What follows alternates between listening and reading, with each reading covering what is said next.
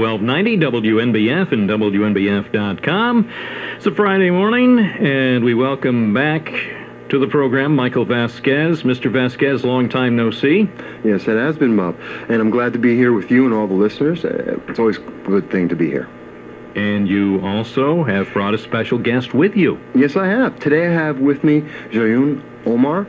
She's a member of the board of the Broome County Adopt-A-Park, which I'm also a board member of. And we wanted to come in today to talk about that organization and what we're doing, an event we have coming up. Well, I thank you both for coming in. Thank you for having us.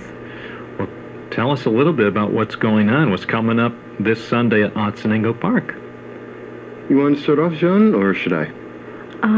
Well, this Sunday, we have the first annual LARPing event at Otsiningo Park from 12 p.m. to 4 p.m. Yeah, it's going to be a great event. Now, I know a lot of people may not know when you say LARP. I was just going to say, you had better explain this because, you know, like Jimmy who's driving the cab over there, I know him. I know Jimmy, he drives a cab, but I can tell you he probably doesn't know anything about LARPing.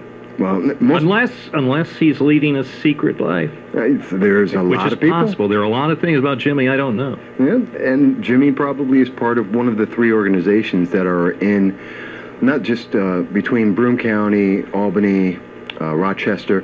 There's actually about 3 different groups that do this. Probably the easiest way to put it into the picture of most of the people our age or thereabouts is, and not to say that anyone's old, just we have good memories. I'm old. You're a young, and you know, I mean, you two are young. I'm an old timer. You take your 2 ages, combine them, you don't even come close to mine. But you're too kind. Pretty well preserved. You're too kind. But I think everyone most of us would remember Dungeons and Dragons, D&D. Back in the day, we used to play that with your friends in the living room or whatever. And then you may even remember that they made a movie about it, and they also did it on a cartoon. Well, for a lot of people, they love that. It's a passion. And especially with the attention we've seen in MMOs, which are massive multiplayer online games, and we've seen the Lord of the Rings movies, a lot of people have gotten into this. And what they're doing is essentially Dungeons and Dragons live action. It's actually called live action role play. Well, now I get it. Yeah. Now I get it. Okay, because LARPing, I thought, well, first, is it even legal? But if it's live action role playing, that sounds perfectly legal. I mean, yeah, okay. Absolutely. It's a fun time. I mean, it's kind of the adult version in a way of playing tag with your friends. It's kind of cops and robbers, Indians and cowboys, whatever the analogy is that someone would have, allegory. And it's a really great time. And we're going to have members. There's a couple of organizations, and I apologize, I remember 2, not all 3. There's Novitas and DAG. These are the names of the groups that get together very often. As a matter of fact, some people may have noticed out in Rec Park on Sundays at about 1 o'clock here in Binghamton, there is one of the groups, I think that's the DAG, they get together and they play all the time over there. What we're going to see in Sunday is that we're going to have them come out. New people are more than welcome. Kids from, I believe it's 15 and up can come on out. We're going to have a group for just them and then for the adults. Newbies are more than welcome. We'll show them what it's about, how the game is played. We're going to have, so the first hour is just the intro, showing a little demo with some of the experienced players. We'll then go into the kids division. They'll play and have a couple of battles, not quite a battle royale, but work that into a nice little battle. And then there'll be the adult division, which will do the same thing. We'll have a cash prize based on the number of people who come, and coming out of the ticket. It is a $15 ticket for the event. It is 4 hours. And so that's going to help pay for part of the cash prize. And I think it's going to be a lot of fun. It's a great way to spend just a Sunday. And that's what Adopt-A-Park does. So in this event Sunday afternoon, this is over at the soccer field at Otsiningo Park. Yeah, the second. We got the second soccer field, which is the largest area of Otsiningo Park, reserved just for us. So there is no worries about space. I like the idea. Now tell me a little bit more about Broome County Adopt-A-Park. I'm fascinated by this. For some reason, I just haven't heard about this effort. Sure. What AdoptAPark aims to do is to utilize the parks, the beautiful parks we have all across Broome County, and also different landmarks throughout Broome County to promote neighbors to interact with each other and to bring in more business and tourist attraction to our area. Yeah. We also, we're looking at not just the parks, and I know a lot of people sometimes get thrown off because the name of it is Adopt-A-Park. We're not just looking at the parks, we're looking at all tourism and all recreation. Of course, with a good portion of it being in our parks whenever possible, but also, as an example, just last month, we had our first paranormal event that we helped promote at the Bundy Museum, which was a huge success, and we plan to do some more of them where they were doing paranormal investigations. People have seen that on TV, but not many people have had the opportunity to actually do it. Well, this is what we did. We gave people a chance to actually go ghost hunting. We started at the Bundy Museum. There's a couple of landmarks throughout Binghamton and Broome County that we look to target, and we're going to do more of those. We have a couple of other big projects coming up in the next couple of months. So I know a lot of people haven't heard about us recently, but they're going to hear a lot about us now. We're going to try and drive in as much attention to Broome County as we possibly can. And I'd like to add, for everything that we do, part of the money that we raise, about 10% of everything that we raise, we're putting aside, and that goes also to help fund for getting new equipment at all the parks for kids, especially disabled kids. It's so that all the kids have a opportunity to share in those parks. So it's a lot of purposes. So how many people are actively involved now in Broome County Adopt-A-Park? We have 5 members so far. Myself, Michael, Danny Kranz, and we The have city councilwoman, Danny Kranz? Yes. Yes. Hmm? Really? Oh, yeah. And who else? Joe and Deb. Yes. So are you looking for more people to become active?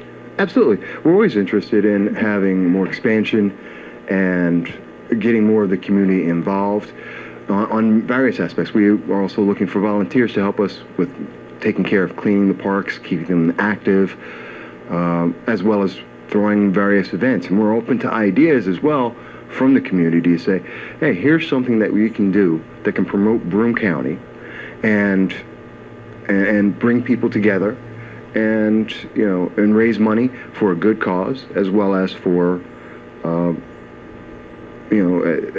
all the events that we're trying to do and the future events as well. I should probably also mention Adopt-A-Park, in case someone asks out there.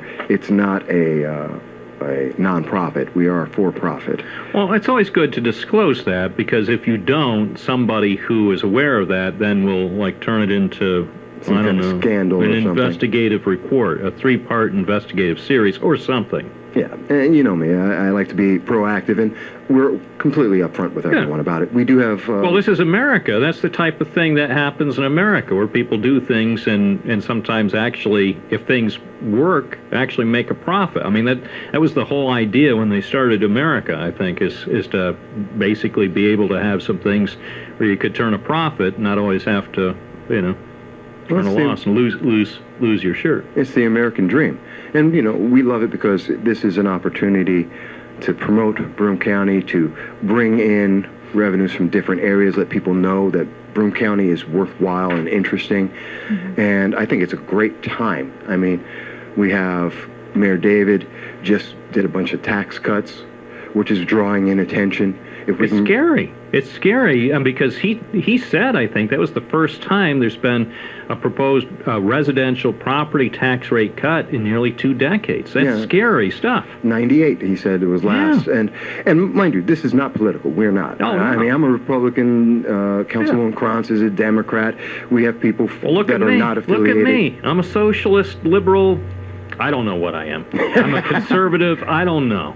I'm a redneck. I'm a country punk. I'm a little of everything. No, absolutely. I'm the American dream. That you are. But I didn't want anyone to think that because I mentioned Mayor David, Right. it's not political.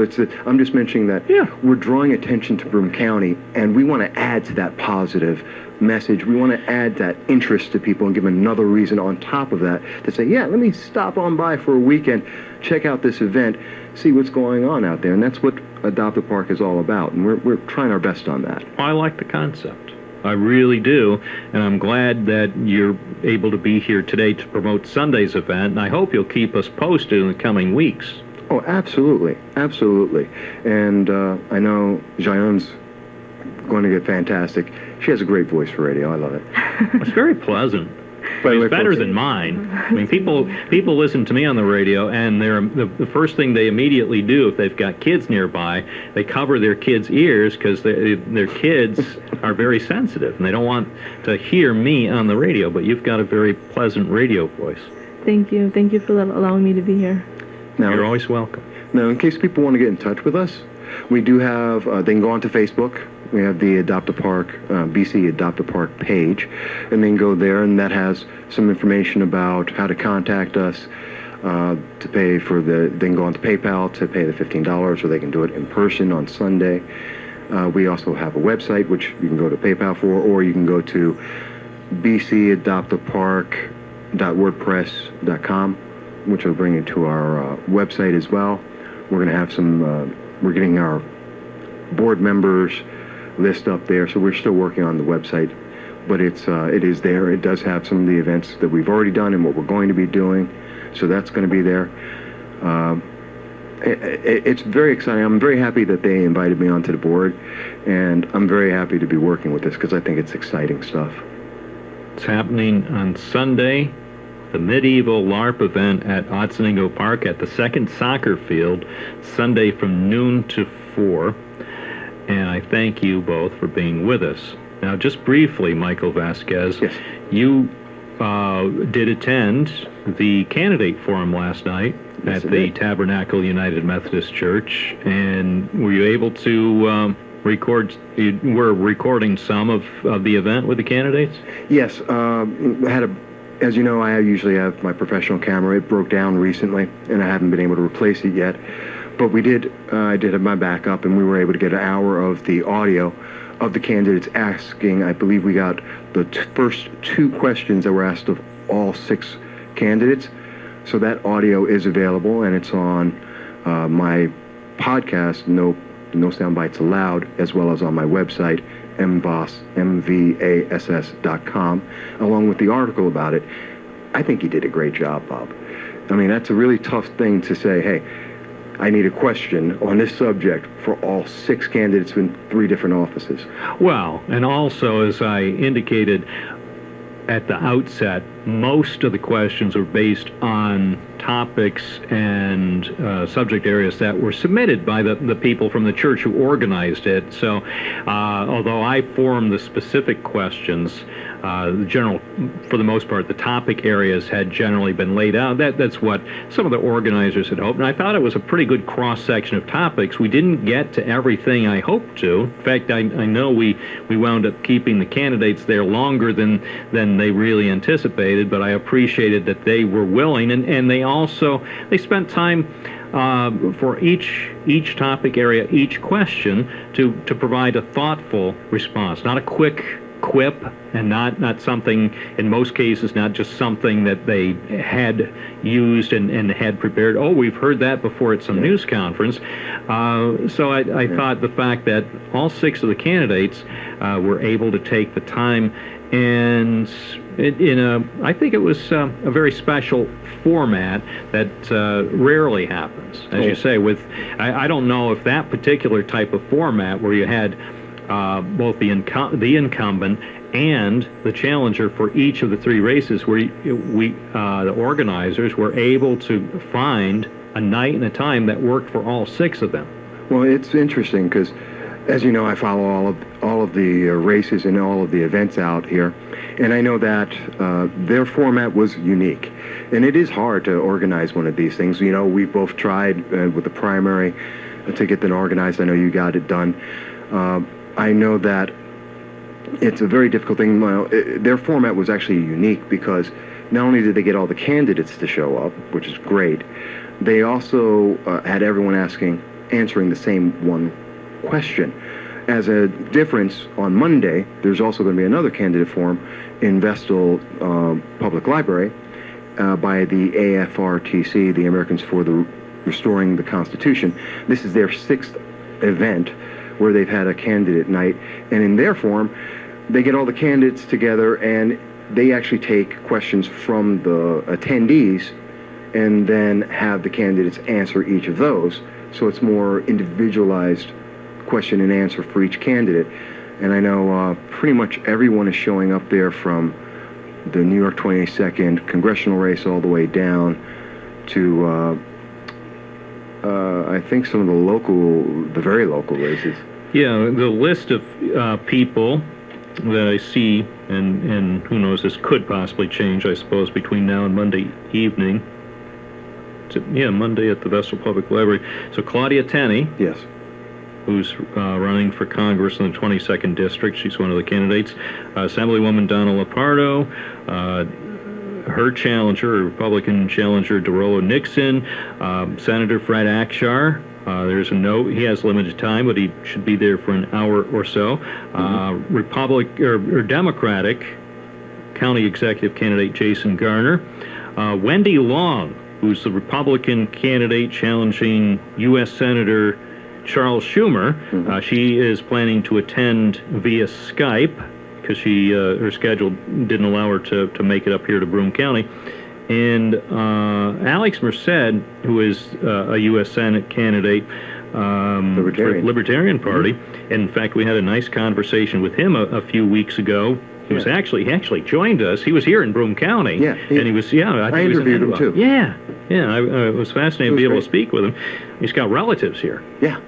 So who knew? Well, it's a small world after all. But it says due to scheduling, he could not make it up. However, he wants people to submit all the questions by email, and he'll answer them via YouTube, and then let the organizers and everybody know when they can access the answers. So that's a nice use of technology. Yeah, he's very good on technology, and I like that he offered that. Unlike Kim Myers and Sharon Ball, Martin Babinek and Debbie Preston, they're not appearing at the event. Now, I do want to say for Sharon Ball, I was told that she has organized a separate night that she will attend to be able to answer questions. So she's done that. Now, as for Kim Myers, Martin Babinek, Debbie Preston, I know they all listen to this and everyone hears me all the time. So I would ask them to either take the opportunity that Alex Merced did to say, hey, let me get those questions and I'll answer it on YouTube so everyone in the public can hear their answers, or that they change their mind and show up at the event because the public should know.